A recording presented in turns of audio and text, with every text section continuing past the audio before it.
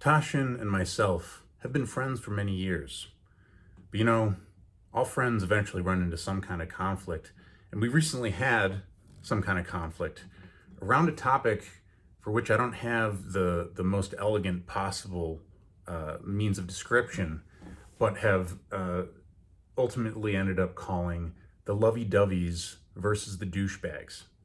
And you can guess which one I am. But nevertheless, I won't elaborate too much on the theme here because in the following conversation, we go quite in depth to try to figure out what was going on between us. And I'm hoping that you, dear listener, will find this intriguing and perhaps can continue the discourse along with us.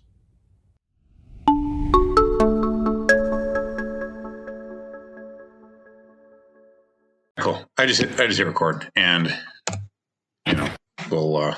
The talent is in the room. Talent's in the room. Yes. I'm just getting audio. I'm just getting audio for this. Oh, okay. All right. Word. Yeah. All right. Let's chat, man. So. Yeah. Let's set our frame. If we were going to share this to the world, so the frame is, I have issues with lovey-dovey people, as I call them, and you are one of those people, though I don't have too many issues with you.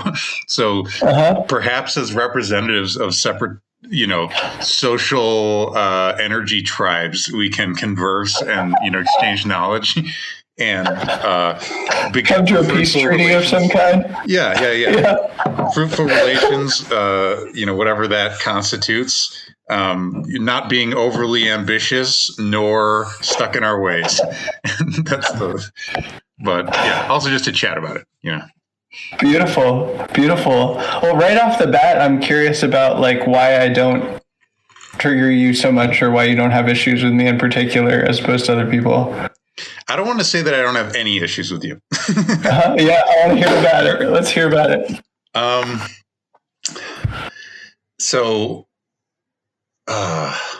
Let me think. I don't really know where to start with it. Not like with my issues with you or something. Like I'm not holding on to a lot of upsetness or anything like that. But I'm having a little bit of a like if I say it this way, I kind of know that you will have a reasonable response, and therefore I know that I will have initially articulated it incorrectly. Does that make sense? Yeah. But maybe we should just do it. So what are my issues with Tasshin? You seem like a little too nice. And I don't think you are too likely to get hurt, terribly hurt by that or something. I could imagine a different person where, not a specific person, but a different type of person where them being nice, I was just oh man, they're in for it or something like that. But it's not that. It's not exactly naivete. It's maybe I should. Well, we'll get to me and you. I think maybe that'll come up. I'll talk about the lovey-dovey people. So I don't really like lovey-dovey people, and I think it feels to me dishonest and how would you say it? Kind of fake, but which is not to say that I don't think there is any corresponding good feeling, but it's as a social protocol, it's if I see the people approaching who say, we are of our tribe and you can fuck yourself. Our gods are better. Our ways are better, but perhaps we can do business. I feel more comfortable with that.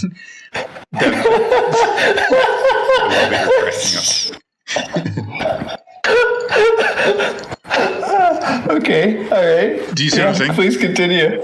I almost feel more comfortable with that than the people who come up over the horizon saying, we love you, we want to be close to you. We want to blah, blah, blah. And there it is. I don't know. That's a thought.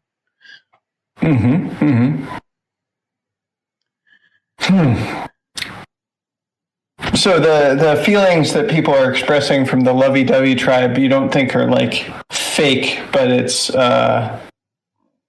superficial, and maybe there's more there, or they're hiding something, or it's it's just a choice. I mean, this is maybe my cynicism. It's I actually have this memory of college where I remember there was a girl whose whole room was like pink everything, teddy bears, like the hearts, the whole deal. And I remember commenting to a friend, I was like,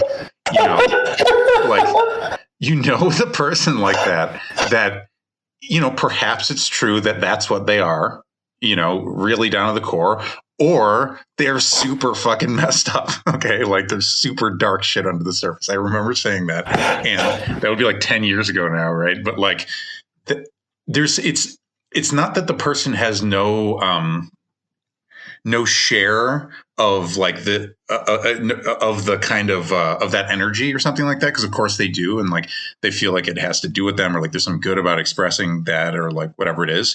It's that the communication of it, I guess, ends up feeling like, why is that your foreign policy or something like that? It's like, why do you do and I'm bringing this like diplomacy thing because it does add in like a little bit of like a zero sum, or like potential of conflict, or like potential of dishonesty. It's like, why is it that your diplomatic envelope comes with like stamps of hearts and like gel pen like shit on it?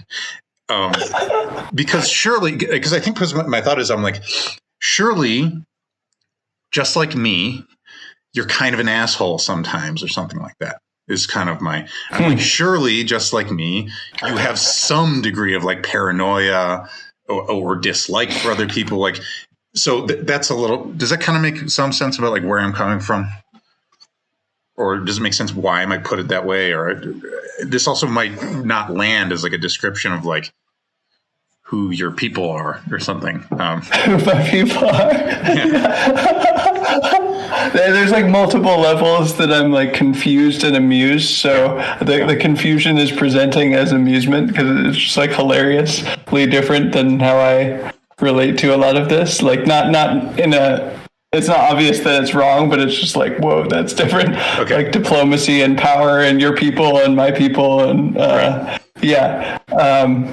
Let's see. Yeah, you could say that my metaphor isn't right. That's a valid angle too. I wouldn't go there. More just it's surprising me. Yeah.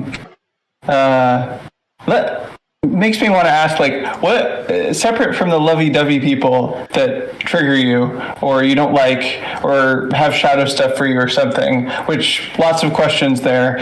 What are like your people? How do you see the world? What are you holding that's like right different than that? Right. My people. I mean, I think maybe I would like it more if I had more of like a category of people with like class consciousness or something like that. But if there were a type, it's like,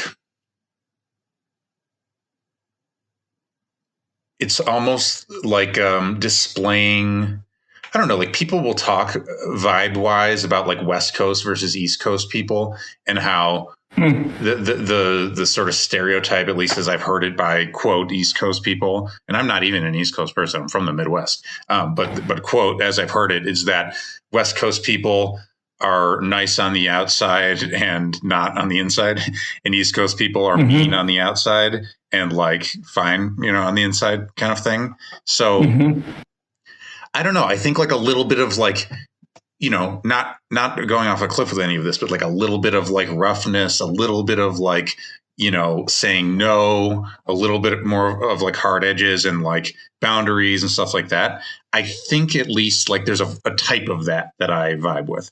Not all of it, not every version. Yeah, something like that.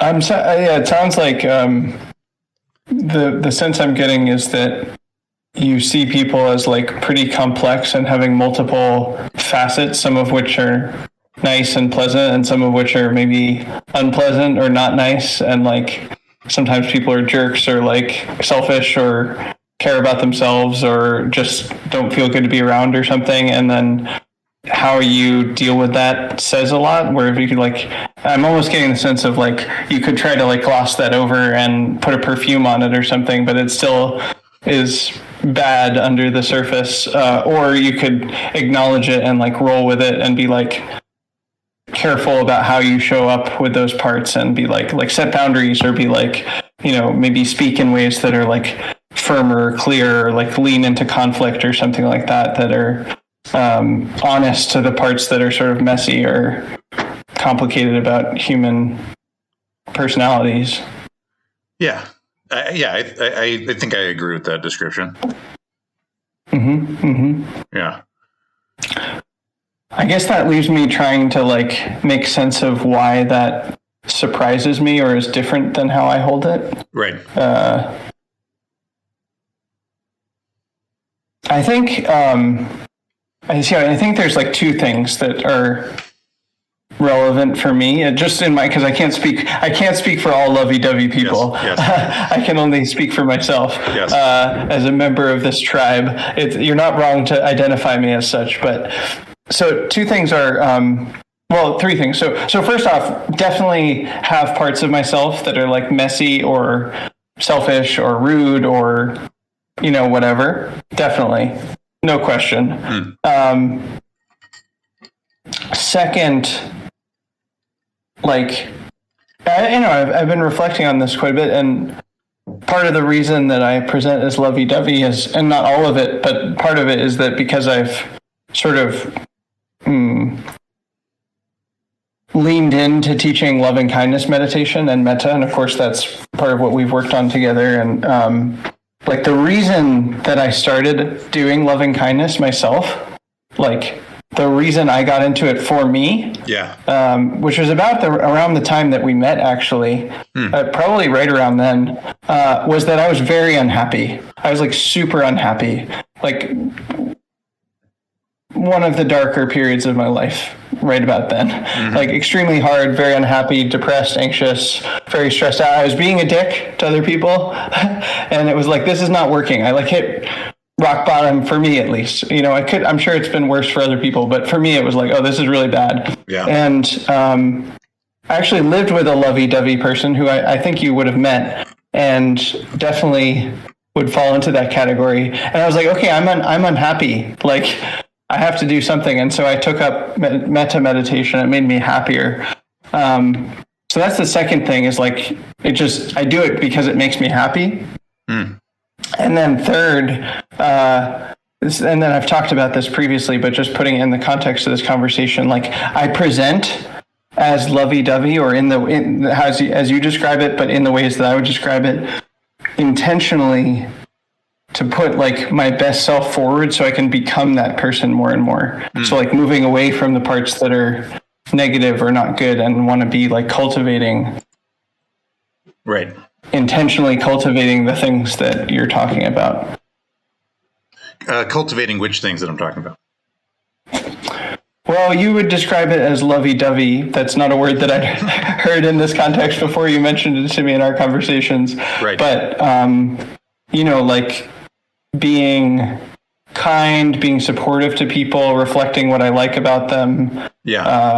Engaging in like wholesome, positive ways that feel good for me and other people. Like I want to leave social interactions of all kinds, ideally, like where both people feel good. And that there's a lot of flavors to that. But I don't want to walk, if I've walked away from a social interaction where like someone's feeling hurt and angry or sad or like betrayed or something, like that's a failure for me. Right. And I think often it is great to interact with you, in part because of that. I think like this works, for a lot of the time. What do you think of like standoffishness, where it's one thing to talk about like kindness versus meanness, where you're just like, well, duh, you pick kindness, that's like better, right? What do you think of like, I don't know, like tough love, or just even, reduced version of that, like standoffishness, like things like coldness as a sort of social aspect? Yeah, I could say more, but I could also just pose it that way. Yeah, I think that this is something that's been uncomfortable for me, and not something I'm familiar with, but something that I'm seeing the value of. That like, going back to what you said about the West Coast versus East Coast thing, like people in relation to that talk about like people being nice versus kind, and just seeing instances where like going along with being nice is not kind. And so it's better to be like, I don't like this, or I wish you hadn't done that, or that hurt my feelings, or don't do that to me again, or something like that, which is, maybe doesn't feel as good for me or for the other person, but is actually kinder and more direct and more honest. I think even that's actually probably relevant too, is that as much as I value kindness and like this feel good stuff, lovey-dovey, whatever you want to call it, I actually value honesty even more. And like, if push comes to shove, like I'm going to choose honesty. I think it's important to balance those two, where there's both honesty and kindness. But kindness does not mean being nice necessarily. It can mean like, hey, I didn't like that, or I have a boundary, or don't do that again, or you're being cruel or mean or something. Right. I think maybe it's interesting hearing you talk about it. The honesty thing is definitely relevant because when I say lovey-dovey, I am, first of all, using a term that is meant to expose like my judgmentalness or something like that, because if something's lovey-dovey, you don't imagine that it's like deeply honest, for example. It sounds frivolous or something like that. The honesty dimension, I think, is relevant. But also part of it is like, it's almost seems like it goes too far to talk about like character sometimes, because it feels so much like a social protocol, where I feel like under the like niceness social protocol, it was interesting too, even in how you framed it, because when you were sort of going through like how you would be honest, part of what you would say honestly is that hurt my feelings, right? Where a different thing you could say and someone could feel honest while saying this is like, you are flawed. You know what I mean? Like, something about the other person, right? Something that is like, does push it onto them a little bit, rather than it sort of being in a sort of like discourse space or cultural space of like management of your own feelings and well-being. And I guess part of it, it's like, if I were to characterize the difference, I feel like there's the nicer social protocol where the game is involved. It's like the assumption that we are going to like by default be like good to each other, that the mode of being supportive is expressive. Like, I like this about you, I like this thing you did, and stuff like that. And that there is also, I will claim, an expectation of like basically inhibiting or managing my own negativity. And doesn't mean burying it forever, because that's not you're supposed to be kind to yourself as well. But there is a degree of like, maybe I will let this out, but I will let it. It's like, I would do it in like me language or I language or whatever that's called, something like that.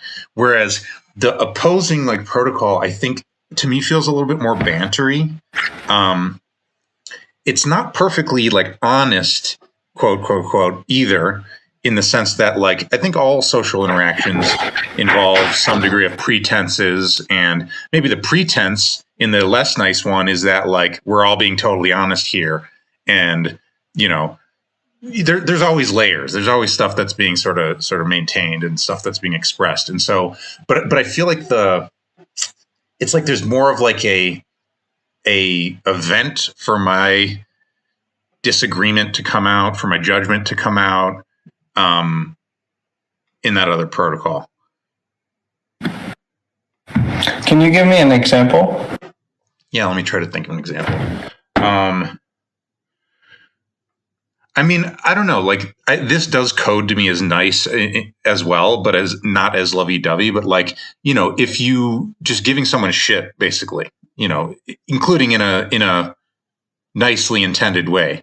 So like, right now, we had a service provider at the place where I'm at. We had a service provider visit the house, and he was telling us how to take care of this dog. And he was saying that, sometimes it's like with kids, you got to track, who's like taking the dog out, and you got to like give them gold stars.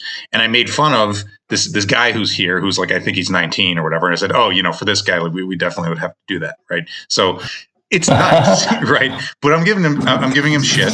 I'm kind of putting him in a social role. It's one where there is a degree of pre-existing understanding, but it's not like full. It is a bit hierarchical. I am. Does that make sense as like an example? It does, yeah. I don't like that sort of thing. So I was reminded of someone doing something like that to me recently. I was like, I don't like that. So well, part of it is if I do some stuff like that, but I am checking for the person's reaction. You know, I am also thinking that this isn't a role that they like will necessarily be in forever. I'm thinking like if another like younger person like showed up, then maybe that person would have to be in that role for a bit. I'm also anticipating that like there will be private conversations that happen in the future where the person can express that they don't actually like things about this, but like I am also kind of giving them a burden a little bit of like you're going to throw this role off of you or you're going to roll with it. Interesting. I think for me, just it's a little bit orthogonal to this, but something that I'm always reminded of with that sort of thing when it comes up for me in my own life is like I was an only child, and typically, from what I can tell, like did you have siblings? Yeah, sisters. Yeah. So just in my experience, this is like obviously an overly simplistic model, but like people that have siblings like are very comfortable with this sort of thing, and it's very familiar, and it's like, oh yeah, you have this sort of like banter, teasing each other, like there's a little bit of like testing boundaries and like a little rough and tumble verbal play kind of thing. Whereas like as an only child, like that's just like a foreign language for me. I'm like, why are you doing this to me? I don't like this. Right. You know? Right. Yeah, that's interesting. Okay, I feel like we found something that's like a difference of preference. Yeah. What? So in this situation with the like 19-year-old kid, like, what do you personally get out of like that kind of move in that situation? I'm sure it's funny, so there's that, but like, I imagine there's something more than that. Yeah. Oh, I can try to articulate something. It is funny, and I do think that the humor, it sort of feels like throwing down the gauntlet in a miniature way. You know, I don't know. I don't know what it is. The other thing that's coming to mind for me is, and you know, we're going to sound autistic about it, but that's okay. That's what we do here. You know, by totally breaking down the social thing. You know, I love it, man. I love it. Yeah. But I feel like it gives people a role to play in a way. And, you know, again, these roles, if they really don't vibe with the person, they can become sticky. They can become confining. You know, if a person's always being like beat up on, they like start to resent the role. But if you say, you know, like the dumb one here or something like that with like a little bit of a smile, I feel like it gives them affordances to run with it. I don't really know. Like if I could probably think of an example of that. Like, you know, like, let me think of an example.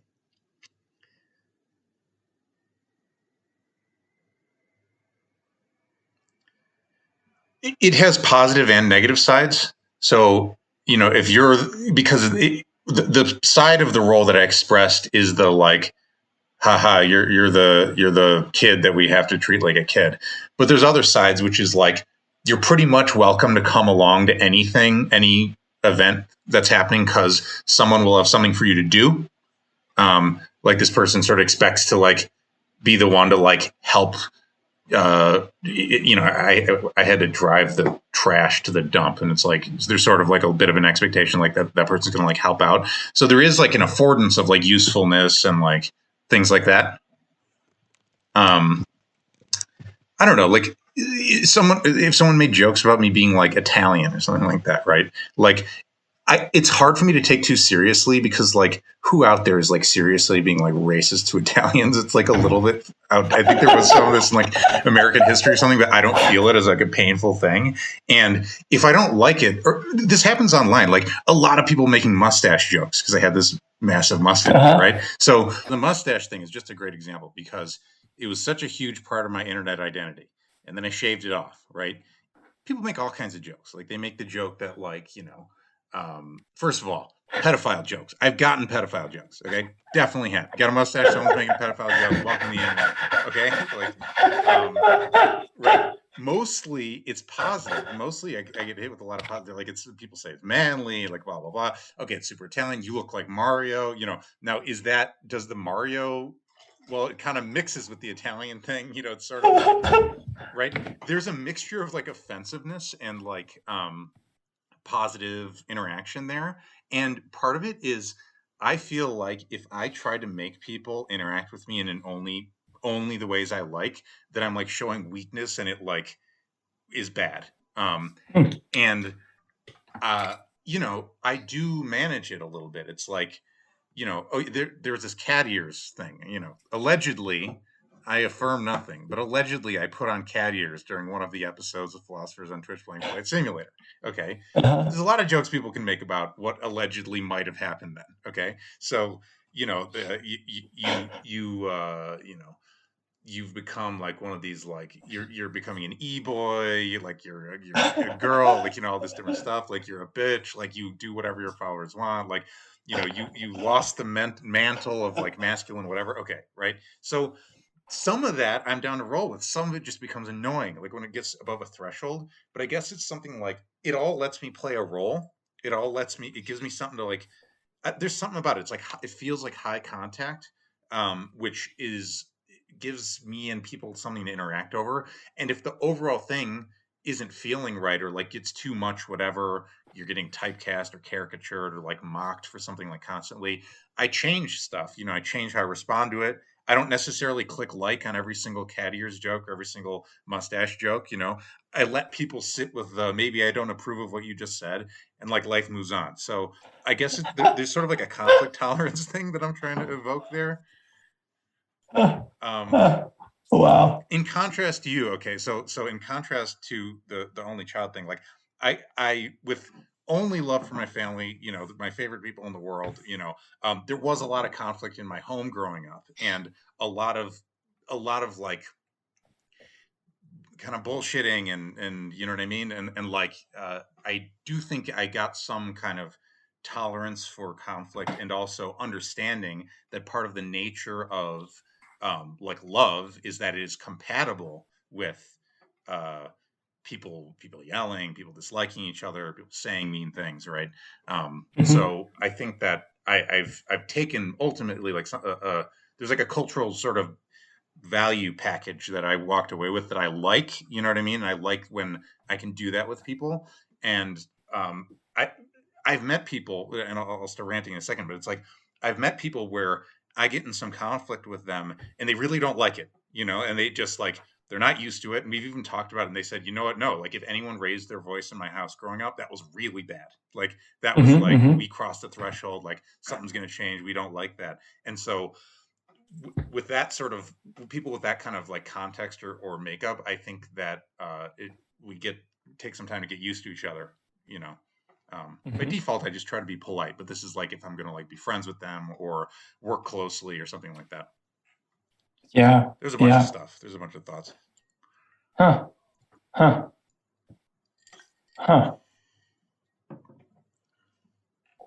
This is there were just remembering things about my own childhood and then how I like relate to those things now as an adult. Like, I don't know, I don't like to be in a room if people are yelling. I don't like anything that feels like there might be physical violence, even if it just like a lot of times things will remind my body of the chance of physical violence, even if it's not literally true. I'm like, no thanks.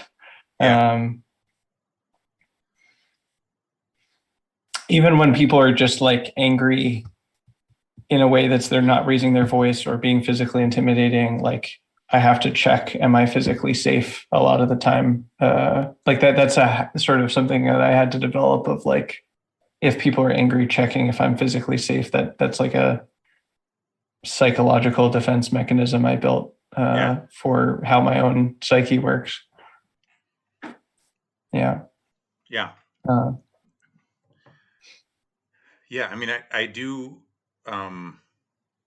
I do think there's like a literally cultural aspects of it. Like there's like childhood home stuff is like one lens for like different people's stuff, Hmm. but there's also like literal cultural stuff. Like, I, not to like overplay this, but it's like I was in Italy and I was mesmerized when I saw these two dudes working at a restaurant, and they were just talking about something. I had no idea what they were saying. But they're like super Italian, right? And they were like blah, blah, blah, blah, blah, blah, blah, blah, something going on about something, and then like they got up in arms at each other, like this, like real quick. They got very close, like closer than I've seen like American dudes get when it's not like a fight, like almost like faces touching, like palms facing towards themselves, pressed against the other person's chest. So imagine I'm up in your face and the back of my hand is like pushing against your chest and you're doing the same. And we're both going, and then like one of them was kind of like, blah, blah, blah, and the other guy was like, oh, yeah, okay. And then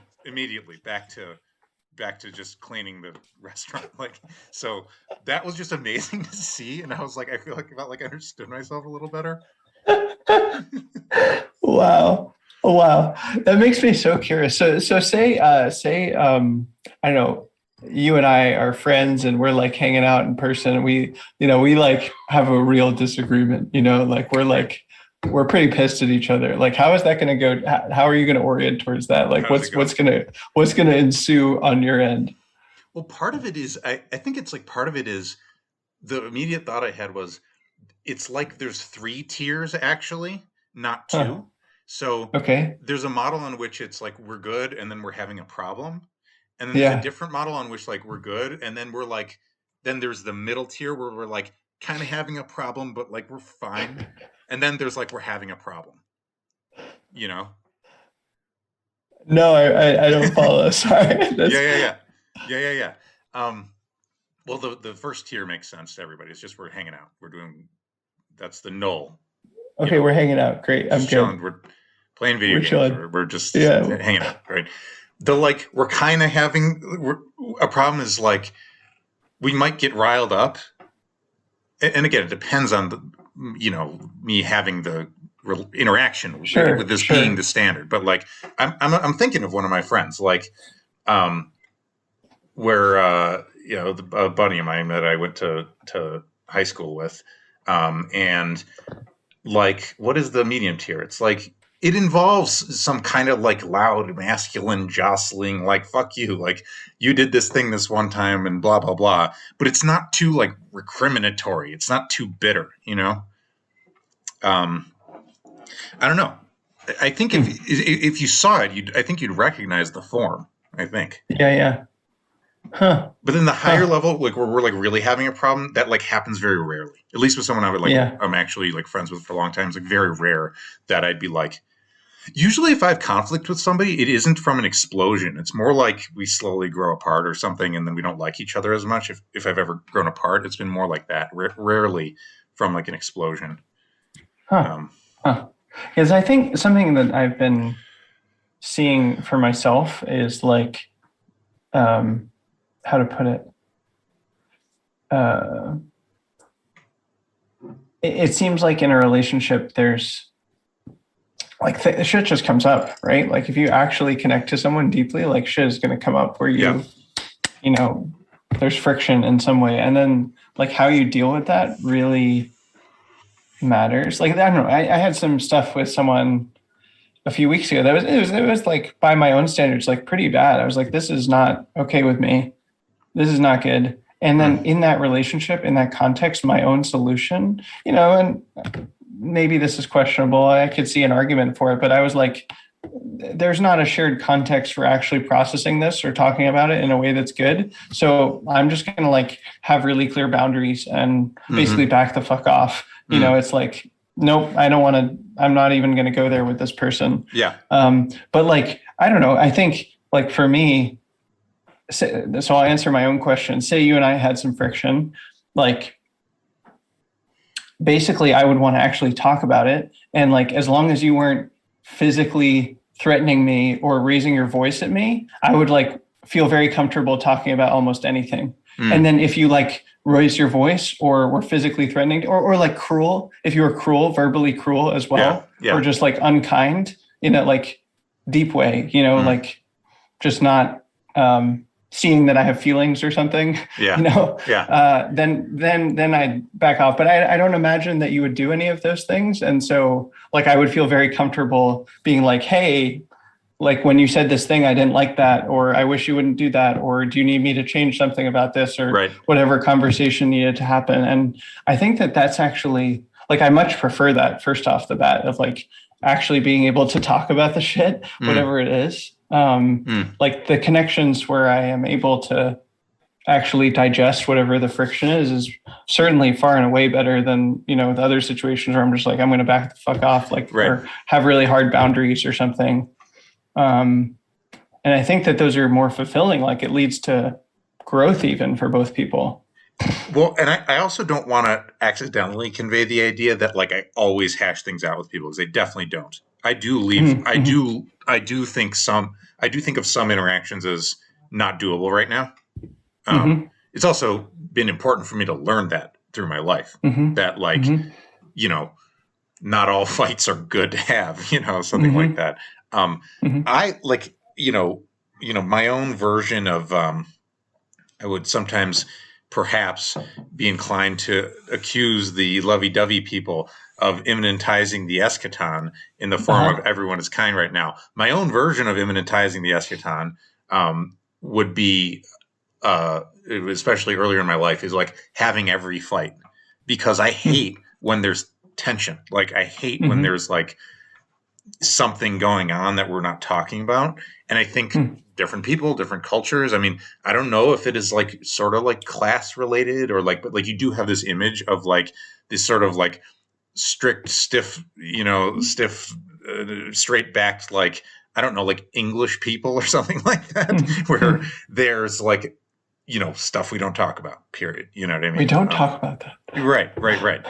And like, you can make fun of it, but I also think like a lot of all these different cultural forms can be done well, probably. But it's not that, I'm just saying that one's not my own. I just am not familiar, Yours is like fight every fight, and other people are like avoid every fight or something. To put it simply, like, like I would agree with you that there are some conflicts you can't have, but I almost feel comfortable knowing that I've reached that point, because I'm always giving everybody shit all the time a little bit. It is like play fighting. Like I imagine the, like tiger cubs or whatever, they bite each other, and if they bite too hard, they kind of learn what's too far. And I think I try a little bit to be having the like tiger cub fight with people, so that I can, then I feel like I've really scoped out the possibility of actually, I feel like I know where people are a little touchy, because I made a joke that didn't land with them that well, but it was just a joke, and they know I'm like that. Does that kind of make sense? And then, but yeah, it does. I got information, Yeah. It's a totally different operating procedure for me, but it makes sense. But I want to hear more about. I want to hear you stand by yours more, because you're being very open and curious about mine. But I feel like we got to have a conflict about it, Okay, we got to fight this fight. Yeah. Well, that's why I just want, like, I'm totally down to answer that. But the other question I wanted to ask you was like, separate from me, what kinds of things tend to be like you tend to judge when you see them, or like not like or something. And I think that would be that. I think that I would actually prefer to ask that first, because it might help me stand up for my thing a little bit more if I just hear that from you. This did actually come up when I had Rididel Duel on my talk show. I don't know if you saw that one, but like, I'm not, I can't like totally speak for her or anything like that, but she kind of has this shtick where she's like, there are hot people and there are not hot people, and there's a certain objective standard, and like there, like, who's hot? Who's that actor? Fucking Marlon Brando, when he's young Marlon Brando or something like that. And like we did like a hot or not with like celebrities and stuff, and went through it, and it was astounding, because she's like really intense standards, and that's that. And like, so I feel like she and I kind of vibe. Like I'm not as like focused on the hotness thing, but there is sort of a vibe of like, I think in some circles you're expected to say everybody's beautiful, right? And everyone is and whatever, and we're gonna like elide a little bit of the complexity of that, the social messiness of that, like the thing that people do feel bad about, like for example, if it's with their looks, we're going to kind of elide that because there's a shared project of like hyping ourselves up, you know, and the some of that stuff does rub me a little bit the wrong way. Like I don't need to hate anybody that reads to me as like doing that thing, but I stay out of it a little bit. And I don't know. Some people call it hug boxing. I've heard that phrase before. No, I've never heard that term before. I think it means like being really lovey-dovey, basically. Like to me, and I feel like a judgmental asshole when I'm saying this, but that's why I'm talking to you about it, because I think that you can receive what I'm saying, but like not necessarily agree or not, but like it's like the shared project of being outwardly nice and affirming each other all the time ends up rubbing me the wrong way. Yeah, that makes a lot of sense. Maybe because it like there's like a protection field in that against my own project of figuring out where people are like really vulnerable, and so I can stay back from that, or like tussling a little bit so that we can know where we stand, and whatever functions that serves. Maybe that's why. Yeah, I think you do much more of like, and this was something that occurred to me too in our previous conversations about it, but that you do like this, like, I mean, I think I must do something like this as well, but just the way you describe it makes it really apparent that I don't do it the way you do it, where you're like, you were like, oh, I know people's like social weaknesses and I'm like attuned to that. And it's not like you're like pouncing on that, but you're aware of it, you know, and making use of that, or like avoiding it entirely, or like, you know, being cautious about it, or maybe in certain situations, like going in for the kill, you know. I don't know. Rare, you draw the sword only when necessary, you know. Yeah. Yeah. Oh, so you know where you're going to strike if you need to strike me, but you hope not to. I think if we had more problems, I would spend more mental cycles thinking about it. Okay. Yeah. Wow. Okay. All right. Yeah, that's just like such a foreign land to me. Like it makes sense conceptually that one could do that, but like. But we are also going in there. Like we are also going into that area right now. Right. In my worldview, for whatever justifications, like we both agree that like some kind of like philosophical sharing conversation could be worth doing, and like exchanging values or whatever. Like I believe that if we can have the conversation in a good way, that you'll also, in theory, can learn my kung fu style, right, and be to some degree prepared for it in the future, whether for me or for someone else. Totally interesting. But we're learning the ways of kung fu. Fascinating. Yeah, I mean, part of the reason I want to have the conversation, I mean, there's many reasons actually, but one of them is like, I do not want to be presenting loving kindness or metta in a way that triggers people like you, or is like naively like Pollyanna or something like that. Because it's not that for me, and I don't think it should be, and I think that's harmful and misguiding. But like on the other hand, I do want to like walk the line with that a little bit of like being cute or like playful, or like making people happy, or right. Like I want to do that where it's safe to do that, but not imply that's all it is, or that it's totally comfortable, or because actually metta can be, I don't know, metta can be like brutally hard for some people actually. Yeah. Like it can be more hard than the other stuff actually. For most people, I'd say it's easier, but it can be brutally hard for people.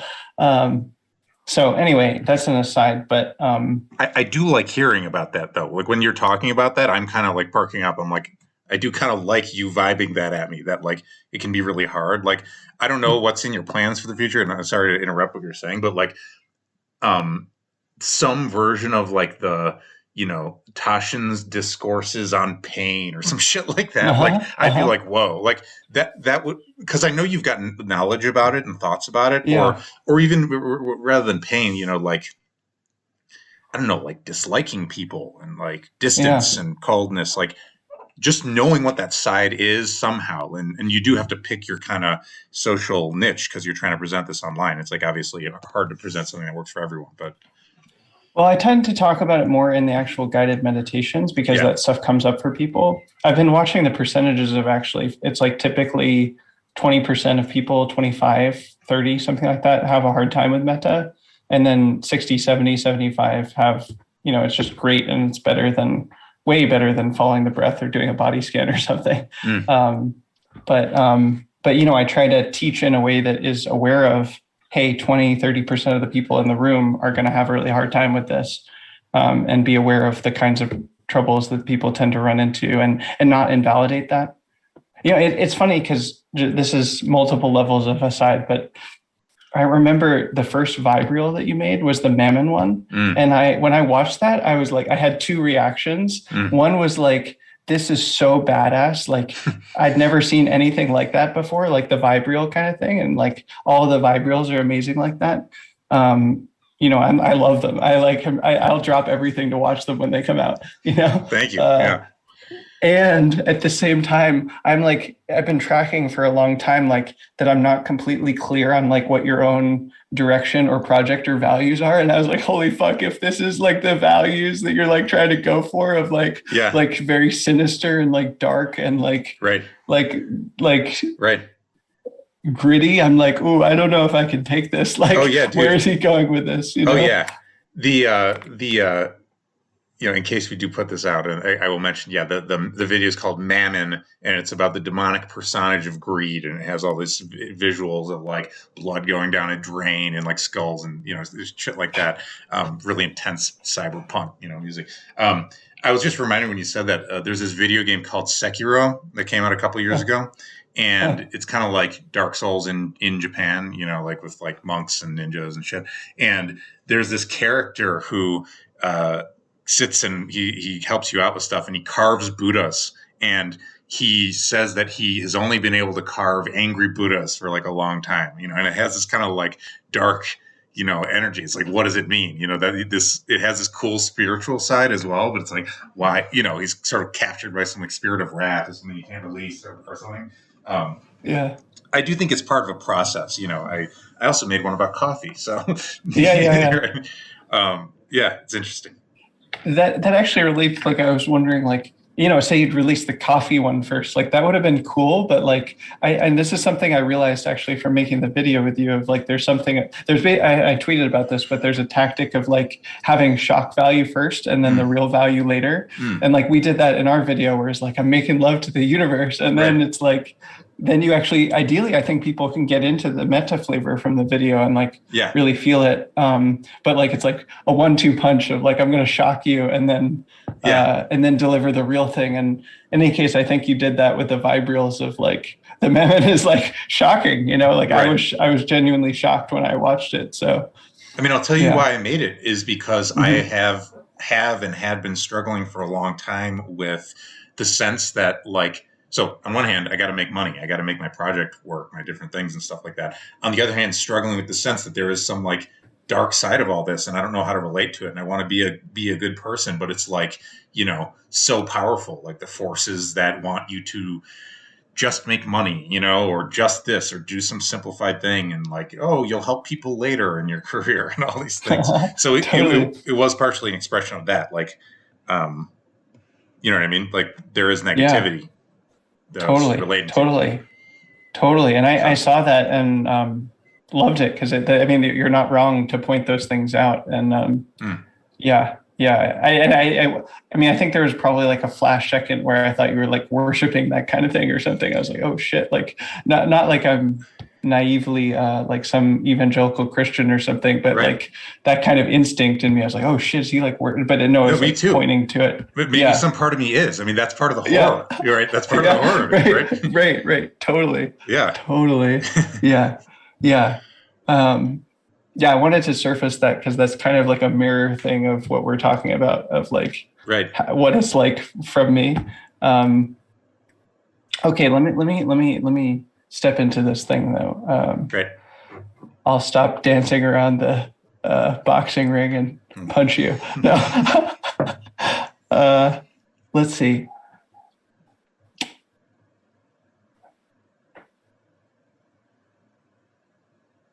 It's interesting that you said this just now of like, I want to be a good person, because I think that's actually probably a big part of where we're both coming from, is like really valuing ethics and wanting to be a good person. And actually that's, I have this story up online on Twitter about like a memory of when I was a kid of like just thinking I want to be a good person, and also feeling the weight of having no idea what that meant or how to do it. But like, it was like, I'm going to be a good person. That's what I want to be. I want to be, I don't know what it means to do that. I don't know how to do it, but that's what I want to be. And actually for me, I think that moment, looking back on it now, was like a spiritual taking of the Bodhisattva vows. Like I didn't know anything about Buddhism when I was 5 or 6, but it felt like a real moment of that same intention of like what might be referred to as bodhicitta. In any case, I think we share that if we want to like live this life well and like help people and be of benefit rather than harm. Yeah. But then the way we're holding that is maybe different. Yeah. So maybe what I'll say is, like to come back to this sense of, okay, there are parts of us that are messy, like, I don't know, or lustful or like angry or annoying or just like banal or like crude or something. Like I have all of those parts in me. Those are operating every day. I see them every day. I acknowledge them. It's fine. But when I'm especially presenting online, I'm intending to present in a certain way that can certainly come across as lovey-dovey in the way that you're seeing it. But for me, I don't experience it that way.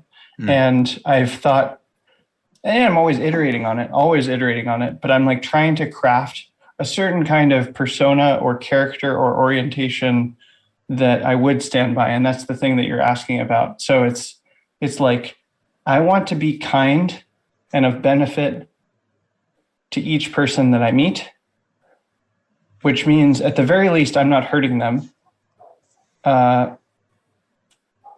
Maybe there's neutral interactions where it's like we don't interact, or if we do, it's like I just messed up and I didn't benefit them.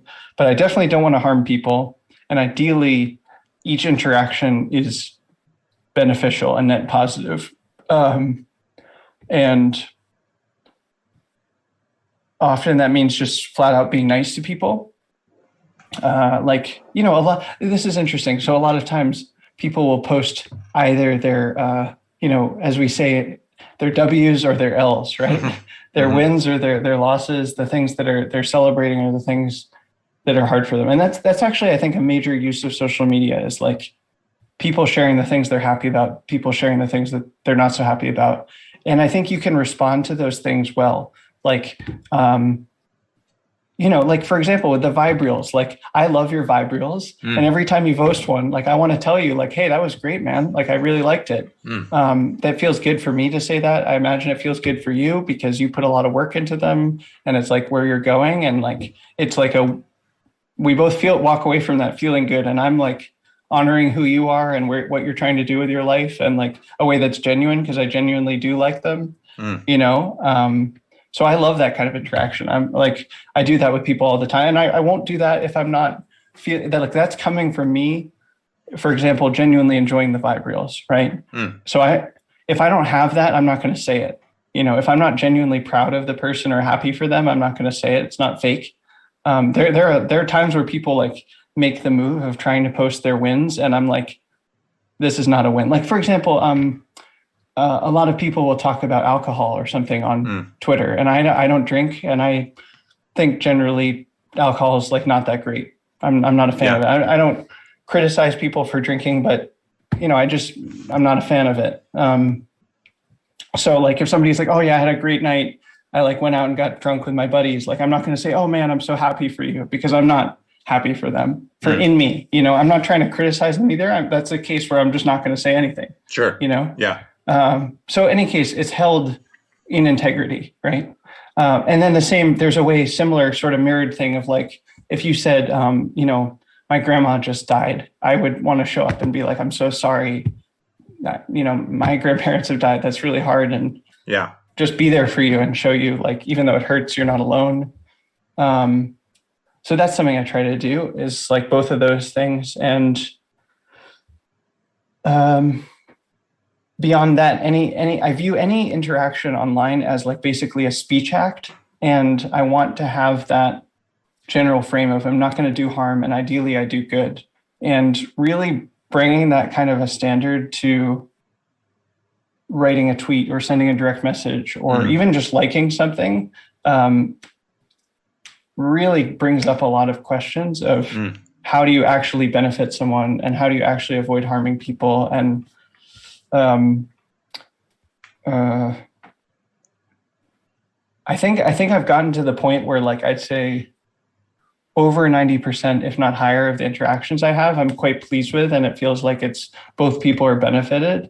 And then anytime that I leave an interaction or a situation feeling like that didn't go so well, I just like stop everything and reflect, like, what did I learn there, and what didn't go so well. Like for example, like a couple of months ago, some stuff was happening on the timeline that I didn't like. I thought it wasn't, not so much I was like criticizing, but I was like concerned for the people involved. And I basically wrote a subtweet about the situation that I thought would help the situation, but the person blocked me and didn't like it. And basically, I think the tweet itself was fine and was of benefit, the subtweet, but like it interacting at that time with that person caused them to block me and not feel good. And so then I was like, oh, if I'm in that situation where the words that I want to say aren't actually in themselves bad, but are contextually at that time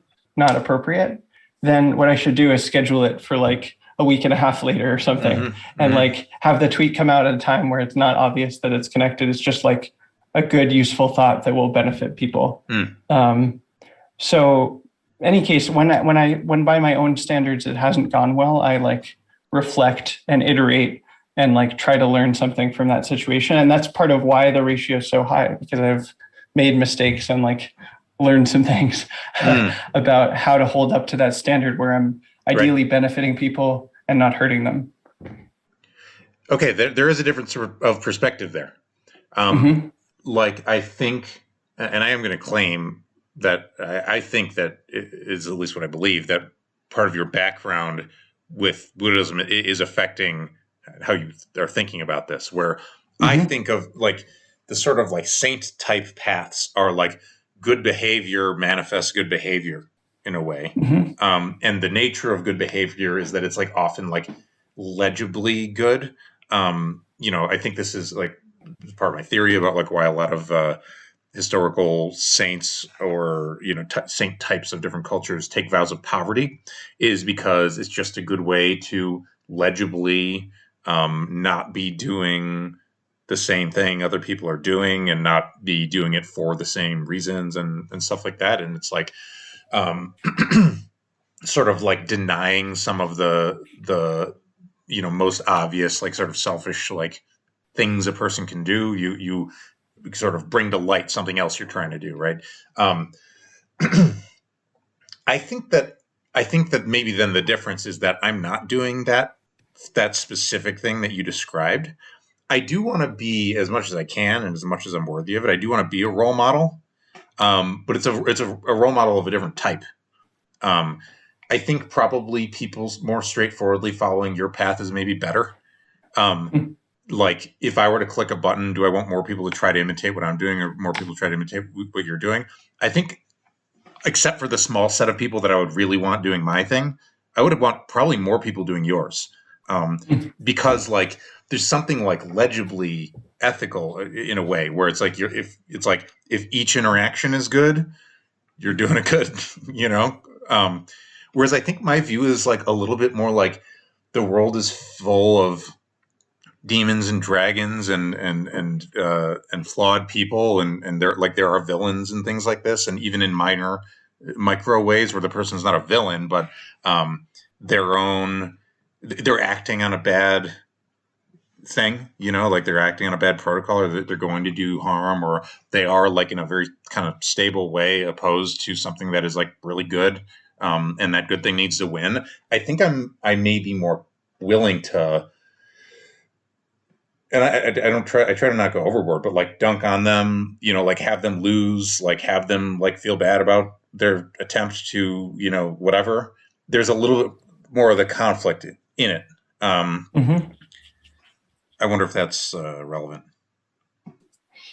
Yeah, I think so. I mean, there's a whole other interpretation of the situation that I named where like it actually was, I don't know that I see it this way, but I could put on a way of seeing where like subtweeting at that time was skillful. And I said the thing that the person needed to be hear, Right. And they just didn't want to hear it. Right. And so that's why they blocked me, but that doesn't mean that I did something wrong or bad. Totally. I can see that. That said, I think that I still prefer the other view where it was like, oh, that just wasn't skillful at the right time. I think I didn't have enough persuasive power with that person or enough of a relationship built up for it to hold that kind of a redirection or something. And but part of that is just a discussion of skill, though, right? So, let's say you did everything perfectly. There's still a question of what's the intent and like what, how much of another person's like suffering can be a part of the plan, or if that even makes sense. Or another person's like riled upness or dyspepsia, or, Can you talk about what the thing you're trying to be a role model for is? And you said you want a few people to like emulate your path and do it the way you're doing it. Like what's that? Yeah. I'd be interested to learn about it. I think for a moment. I mean, I want to have great takes. And my definition of a great take is like, I want to, if I comment on an issue, to have already processed the different sides of it. I've already skipped past like 3 different ways one side can be wrong, 3 different ways the other side can be wrong. I've skipped past like a couple of the discourse traps. Like I'm not being naive in how I'm communicating. I know how people are going to receive it. I know that they're going to try to turn it left, and I've already accounted for that, and it's like going right. And then I can say something that just dissolves an issue and makes people think and be changed. I mean, like that is one thing I'd like to be able to do. It sounds kind of like that would boil down to like being smart. Is that true? Well, it's a lot more social than that. I think that there is like a semi-lost art of public communication, where it's like when Cicero goes up to speak. Imagine that there are 2 sides and they like are really angry at each other. Like he gets everybody on his side by the end. It's something like that. I think it's not pure intellect. I think it's social awareness and sculpting a thing for a context.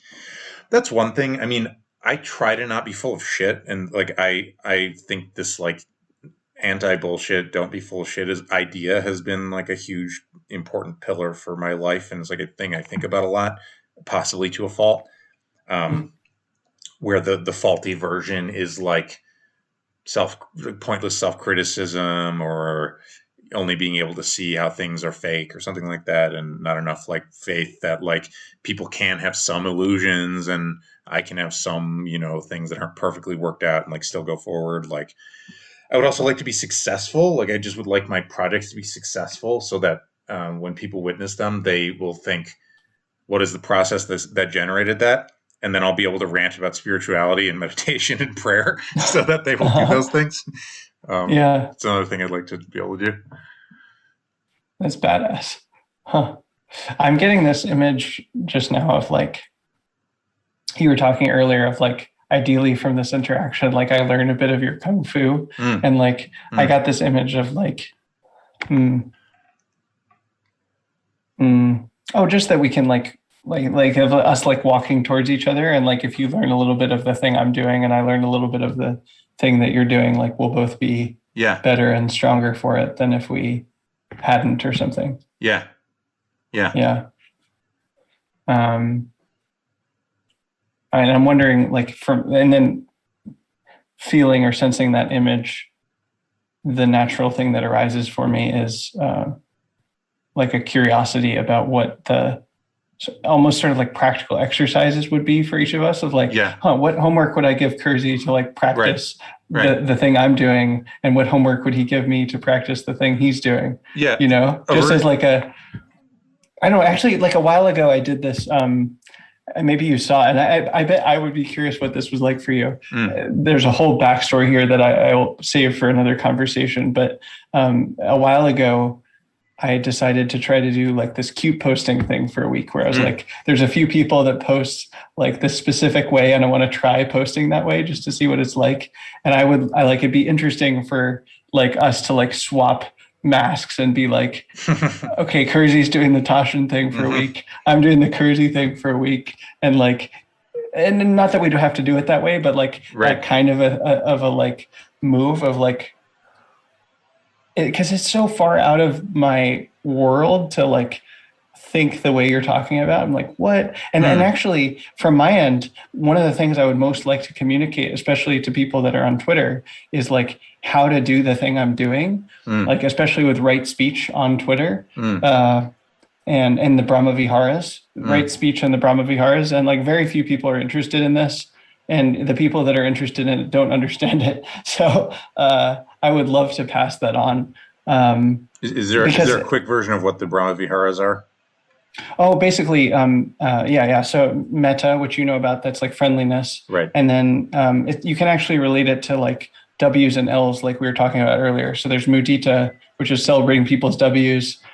Karuna, which is, feeling for their L's. They're having a hard time, you feel for them. And then there's upekkha, which is equanimity, which is you're just accepting things as they are. You're not pushing them away, wanting them to be different, or, clinging onto them, pulling them towards you, trying to keep them the same way. You're just accepting it as it is. And so those four are like, Brahma Viharas means divine abode, or basically heavenly realm. They're said to take you into a heavenly realm. And traditionally that would happen like in terms of they would take you in the next life into a heavenly realm, but I think even subjectively they take you into like my experience of Twitter, people call it a hell site. It's like I feel like I'm on the heaven site, like people say nice things to me, I say nice things to them, it makes me feel good, they feel good, it's great. Yeah, right. It's interesting. I wonder if this is the way I could put it. It's something like, I'm going to put it away and feel you can reject what I'm saying. I love it. Putting that out there. It's like perhaps my flaw that relates to your virtue would be fearing that by being like something like effusively kind and accepting, I would weaken myself or others, or like betray my own honesty or something like that. That's one articulation. The other flaw could be that I am authentically bitter or angry at people in some way that is like something. Then maybe the flip would be that your flaw that relates to my virtue would be, give me a second to try to say how I put it. It would be like that out of the fear of like losing yourself in a worse version of yourself, you would not guide people as like boldly as you could, including using the tools of like just to be honest, like rejection, a degree of control, letting people sit with their badness. Whoa. I've been experiencing it as like being conflict avoidant, where I'm like not willing to lean into conflict, but I've been trying to work on that. But what you're talking about is like multiple levels past what like conflict avoidance type thing. It's like Well, there are certain tools that are like very sharp, and am I willing to use sharp tools to do good things or not? if it's for good, you know what I mean? I mean, Yeah, that's the thing. If it really truly is for good, and yeah, it's like yeah. you by like picking up a sharper tool, you have to, like, you know, if you put down the club and pick up the sword, it's like a different game, right? You know, Totally. So Yeah, right, yeah. So it's social rejection, control, and letting people sit with their feelings. You said yeah, sit with their flaws, like feel bad about sit with their themselves. flaws. What's an example of one of those? Like Okay. a way that you would do that? Oh man, it's my. I'm gonna sound like such a dick, but it's my favorite thing in the world, is what I want to say, because it can be done so well. It can be done so Uh-huh. well. It's Uh-huh. it's. I mean, dude, it's like, Confucius is always talking about shame. Why do they talk about shame? And why do modern nice people say shame bad? It's because Uh-huh. Confucius was a fucking badass, and also to be clear, advising kings in an authoritarian social structure. It's not our modern thing, like Mm-hmm. maybe we don't have enough trust with people. We don't have the trust with people. We don't have a truly authoritarian, we certainly don't have a formally authoritarian social structure or anything like that. So, but yeah, how would you do that? It's like, how can you break someone's heart a little bit and have it be unambiguously good? And I think the experience of having it done to you is that you have some aspiration or some hope, some positive thing that you want to bring into the world, and it is in fact a bit off.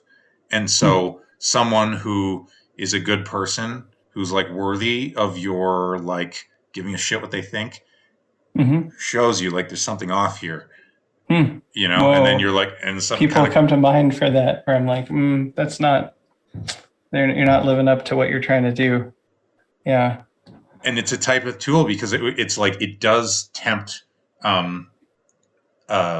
You know what I mean? In the corrector, because now you're the one correcting people, and you think you're a great person, and you're gonna like, why don't I just correct a few more people just because I'm in a bad fucking mood today, and like all that stuff. But I think if you can transcend those, if you can like uphold the real thing, I think there is like an art of like correcting people where they're like not quite ready to be corrected.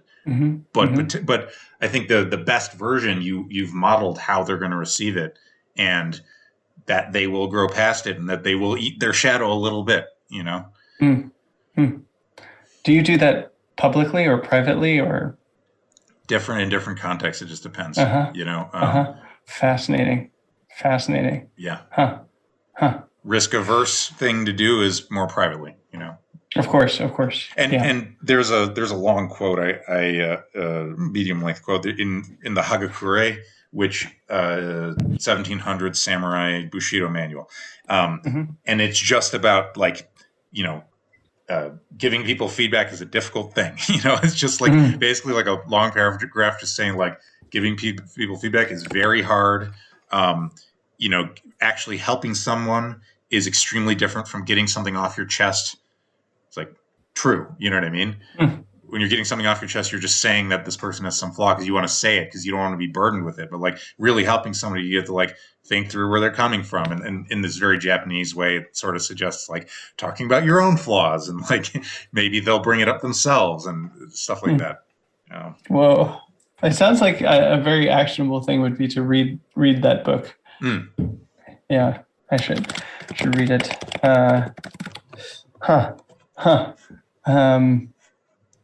Let's see. There was something adjacent to this that I wanted to make sure to mention. What was it?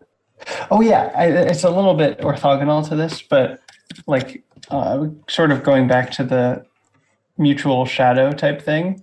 I had the most interesting experience. Oh man, let's see if I can try this out. The thing that you're talking about, I bet I can do it. Here we go. Okay. I had the most interesting experience when we were working together of like, how to put it. So I thought you did amazing work, like just every step of the way. I was like this, like, just like, I knew it was going to be good. And then it just kept being better and better than I thought it was going to be, especially when I realized like not only were you going to do an epic job at the video, but at the like basically the marketing and the launching of the thing. It was just like, and so for me, I've got like huge mudita muscles over here where I'm like, and meta muscles where I'm like this is just great, man. Like, this is really good, you know? Yeah. And I was telling you that all the time. And which I would stand for. I'm like, especially because like, I've been thinking about like, I want to support people when I think they're doing like really good work that's in line with who they want to be in the world. I want to be like, no, you're nailing it, dude. You are nailing it. Like, I don't give that lightly. I do give it frequently, but not lightly. And so it felt like right to like, even if it was, so then it's like ample because you were doing such a good job. It was like, this is really good. This is really good, you know? And I imagined that was like very uncomfortable for you and you like did not want to hear it. And like, that it was too much and excessive for you. And I was like, no, I'm going to stand for this and be like, no, you are doing a great job. And I'm going to tell you that frequently because it's true every damn time. And it's for different reasons. And I'm not just repeating myself. And I imagined that was uncomfortable for you and like uncomfortable to like receive fully and sit with and be like, oh man, I am doing a good job. Like, you know, and like take that in fully. Was that true? Was that uncomfortable for you? This is great. I love this. I love that the Tasshin version of opening up someone's flaws is sort of like gently admonishing that they've not received his love for them and their projects. You know, is it possible, Curzi, that you're being a little bit of a baby? You know, let me think about your question and not dodge it. You look embarrassed. I'm a little. I feel. Yeah. I am. Fuck. This is funny. All right. I'm going to direct my mind to the thing that you have just said. Yeah, I'm like, no, I'm fine. Get away from me. Like that's sort of like, I'm like, no, don't praise me for shit. Like I'm just like, when I kick ass, I will know it. You know, like if I stop here, I'm doomed. That's a thought. Like it is a little bit like, I'm like, if I think I'm like a great person now, it's like, maybe I am kind of planning to use like a little bit of self-loathing to like keep me moving. And like, that's sort of dark. Jesus Christ. but I'm like, no, dude, I'm like, when I am fucking standing astride the world, like the world will know, I will know, and it'll be fucking like, what if that day is today? Like, I mean, I like on the one hand, like, I mean, we talked about this a bit, like, the video could have been like, you know, 5 years from now, we'll be like, oh, that was amateurish. Like, totally. I completely agree. I'm sure you can do better, but like, and that is also a thing. Like, I like it and I think it's great. And I also have like talked to people who like love it and like all around, but I am also looking at my flaws there. Like I am thinking like, no, me too, man. Like, you know? like I don't know, actually the dancing. Cause I have, you know, I did another shoot, like whatever, 7 weeks later. And even since that second shoot, but like basically every day I'm improving at dancing. Cool. And my dancing is just like far better in the second shoot. And it's still better now versus the second shoot. Yeah. And like, totally like, but like, I stand by every compliment that I gave you because it's like you were nailing it, you know, like it's not, it doesn't preclude further growth. Like God forbid, you know, like it's interesting. It maybe I am avert. Maybe I think it does or something like me. Well, you know, there's this move that I have of like, you know, I give compliments a lot. Again, I give them frequently, but not lightly, but, a lot of people do this. I think you do it to an extreme degree, is my sense. I could be wrong, but a lot of people basically don't let themselves actually feel a compliment. They don't feel it. So like a very common thing that people do is like basically compliment you back. Like they'll be like, oh, thank you. Like you're so nice too. But it's like, no, I am fucking complimenting you right now. Like I can take a compliment. I know how to feel it. And yes, you're right. But like, this is me complimenting you. And it's your job to take that right now and actually specifically feel it in your body. like Yeah. feel it in your body. And most, like, that's one of the most common ways that people redirect it, is just by mirroring it back, which means you haven't felt it. You're just shooting the energy back. Or they'll like tighten up and like, or they'll criticize themselves and say, oh, I'm not good enough. They'll like say, oh, no, some version of that. Yeah. And it's like, no, the thing to do, if someone genuinely is giving you a real compliment that is true and accurate, is to like relax your body and feel it and say thank you, in a way that feels good. It's just like, feel it. And that's fuel for doing more good things in the future. Okay. You're right. You're right. I accept the admonishment. You're right.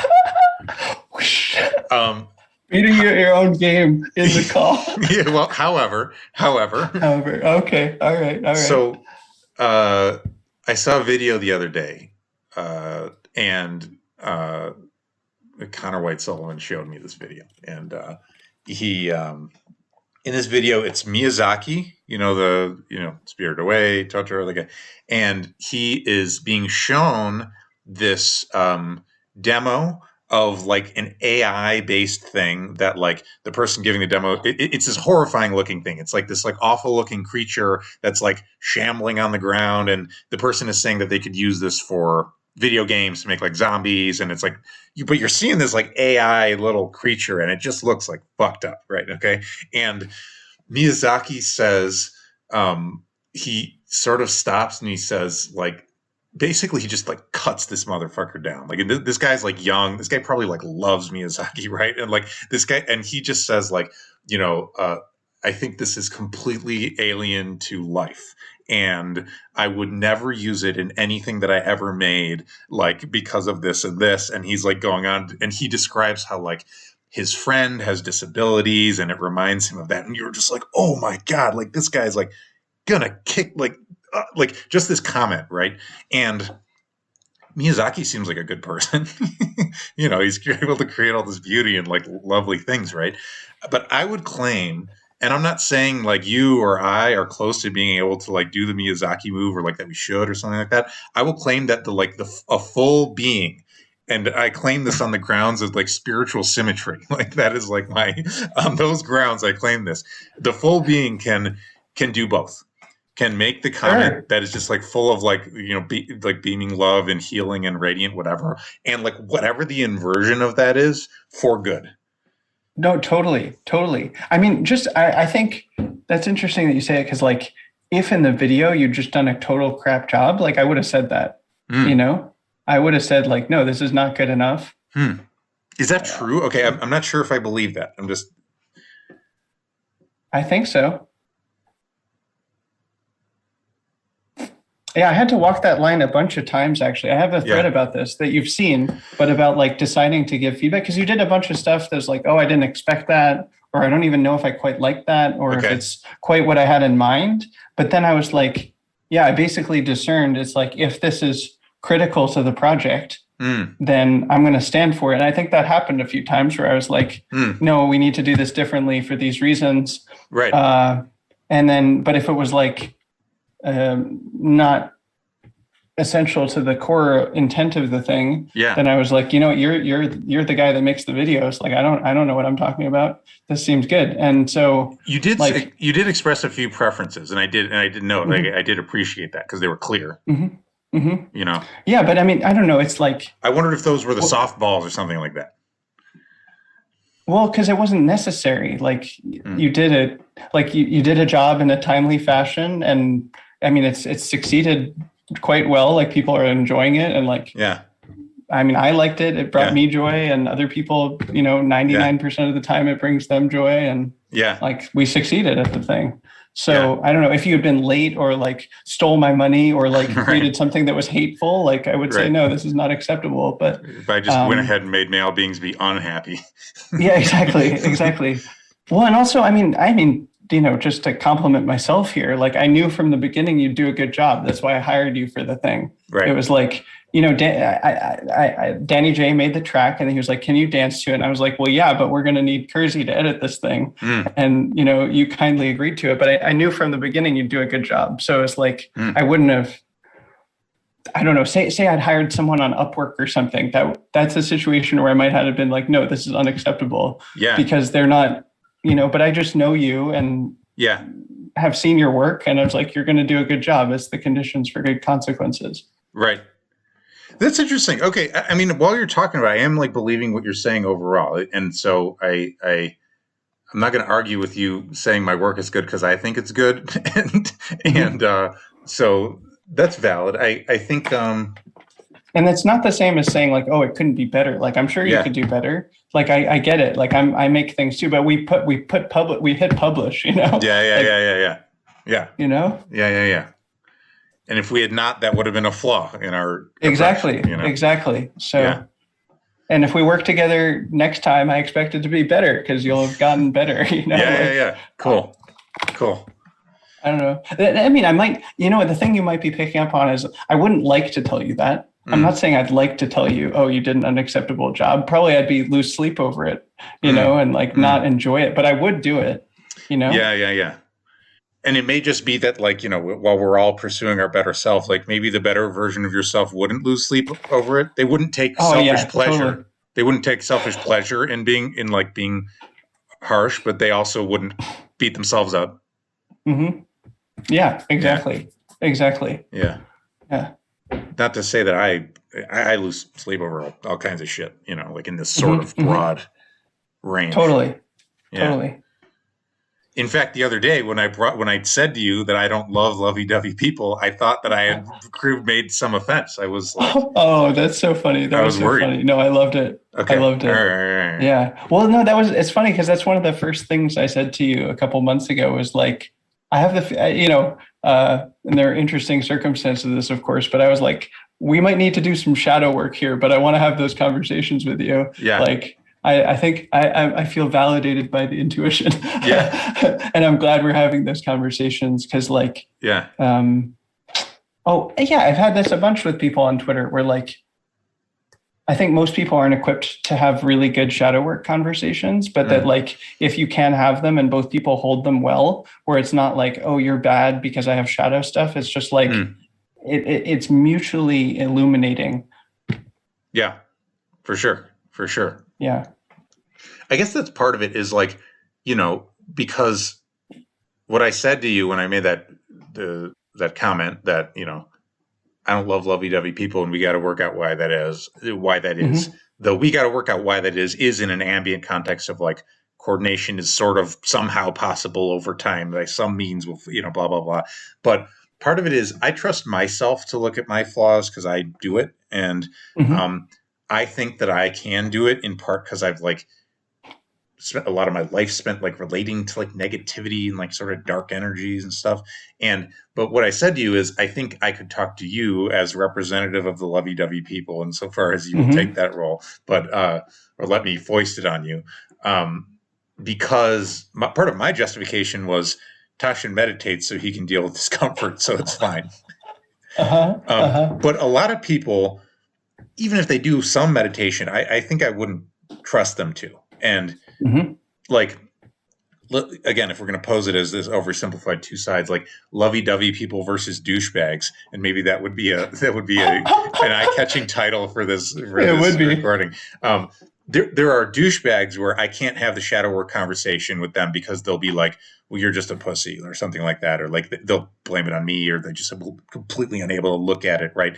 But, with the lovey-dovey people, I would expect them to like feel hurt and be offended at me for having brought up that they might not be perfectly nice or that that they might not be perfectly accepted by me and stuff like that.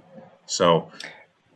Yeah, it's interesting that I forget if you heard this voice message or not, but I responded to the thing you said about like, it's because I've meditated a lot that we can have this conversation. I was like, well, that's true. I have, and fair, but it feels like not, this isn't the right word, but like distracting from the real reason. It's like irrelevant to the real reason, not pertinent. And the real reason is like, how to put it? And this risks being lovey-dovey, but like we have mutual respect and like, I knew that if we had a conversation like this, that we would be able to talk about it and like be respectful of each other and they're like still come away liking each other or something. I didn't feel like you were going to be like, oh, like threatening or mean or cruel or something. It's like, Right. like I, to put it differently, like I know you like me, you know I like you, I know that I like you, and vice versa, and like we're gonna be fine, you know. Like that's why we can have that kind of a conversation. It's not like you're like actually saying you don't like me or other people like that. You're like, hey, this is something for me that I think we need to talk about and work out because I want because I want to coordinate with people. Yeah. Right. Yeah, it is interesting that my mind goes first to like pain tolerance. Yeah, totally. Whereas my mind goes to like, I mean, something that often comes up for me is like, are people going to like me or not? Like, I want people to like me. And like, it's interesting actually that I'm like, at this point, not very worried if you're going to like me or not. Like, I feel like pretty clear that you like me and you enjoy spending time with me. And, you know, if I'm different than you are, you find that kind of funny rather than like annoying or grating or something. Right. Would be hilarious if we had some kind of like massive public falling out in like a year or something like that. You know? Not hilarious. It would be bad, but it would be it would be cosmic. You know, that's such a douchebag thought, Curzi. You know, it's I don't know. What is it? It's I like being a little bit of a douchebag. Like I don't know, man. It's like I've had people to actually explain the full context around this would be take too long, but I've had people before being like, you know, why don't we just like have this friend group and we're just gonna like be like friends forever and we're gonna like just talk out all of our problems and it's gonna be great. And I was the one saying like, you know, in my gravelly, you know, old mannist kind of voice, like, you know, like shit doesn't always work out. Like let's try and be cool, but like, you know, like people are dangerous creatures, right? And I was right that time, you know, fast forward some number of months, like there was conflict in that group and there was a bunch of stuff you know, and I hope to be proven wrong, but until the day where I'm proven wrong, I will continue to look on people's like miniature utopia experiments, which is how I think of a lot of the like, sometimes it literally expresses as like free love type stuff, or, you know, a lot of circling, a lot of sharing emotions. You know, I will continue to look on those things with a degree of conservatism, you know, because that's how I keep the ball rolling of the slow growth of like good fellow feeling and trust, is by like keeping some of my disagreement and honestly a little bit of judgment in my attention.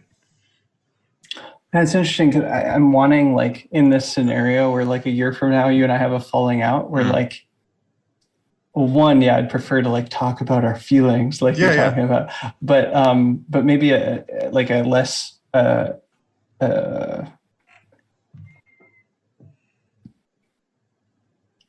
cute version of that would be like I would like in that scenario, what I'm wanting is for you to be like, you know what, Tasshin, that thing pissed me off and I don't like you anymore. And I want to tell you we're not friends anymore. And like, at least like bluntly state the facts. Cause a lot of times people just like slide away from each other and it's like, you just don't talk to each other anymore. Whereas I feel like what I'm feeling is like, if that happened, that we would like owe it to each other from this conversation to be like, you know what, like, actually, fuck you. Like we're done here, you know, like that kind of a like end of connection, like close it out cleanly, if not nicely. Yeah. You know what I'm saying? Yeah. I'm down. I'm down. You know, I hope it doesn't come to that. No. Because I'm lovey-dovey. But like, if you wake up one morning and you're like, you know what, I'm really not proud of what Tasshin's doing with his life. I don't agree with it. I don't endorse it. Right. I want you to like tell me and be like, all right, we're not talking anymore. We're not friends. I don't like you. I don't approve of what you're doing. Goodbye and good riddance. Yeah, it's interesting. It is. I mean, part of my worldview is that I think everybody on some level is lovey-dovey. That's part of it. Is that? But I also like. Again, you know, we had a dog trainer come today, and I was just thinking, it's like I am kind of like saying like no sometimes, to the animal side a little bit. And it's like I think everybody's like walking their dog and they're like letting their dogs like fuck each other and they're just like eating all the food everywhere, and I'm like, let's keep some order here. Like, what's gonna happen? But again, it's always the conversation. Am I repressed? Am I like cold? Am I like bitter, cold-hearted, fucking asshole, or am I sort of just keeping the ship steady, right? But keeping the ship steady. Yeah. Yeah. I mean, this is my story about it, is that it's a kind of like sort of stern, fatherly, masculine kind of attitude. It's like, it's not about the love. That's what it is. It's like there's something more important than whether we like each other all right now or all the time. There's something more important than like whether you're hot or whether I like your fucking comment. Like, you're a dumbass, but we're good. Like this is kind of how I want the container to be, That's so funny. That's so funny. Oh man. Yeah, I feel like I'll be chewing on this for quite some time. Just like, there's been a lot in here. Cool. A lot in here. I think we've done good.